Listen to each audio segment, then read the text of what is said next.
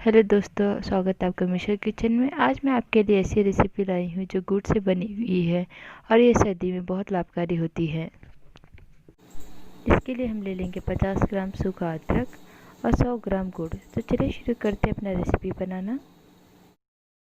अब हम अदरक को कूट लेंगे। आपके पास मिक्सर है तो मिक्सर में मिक्स करके इसका फाइन पाउडर बना सकते हैं। अब हम छन्नी की मदद से इसे छान लेंगे। अब हम गुड़ लेंगे, उसे एक कपड़े में अच्छे से कूट लेंगे। अब हम गुड़ और अदरक के पाउडर को दोनों को मिक्स करेंगे हाथों से। कुछ इस तरह दिखेगा आपका लड्डू मिक्सचर। आप इसको लड्डू के शेप में देकर एक हफ्ते तक स्टोर करके खा सकते हैं।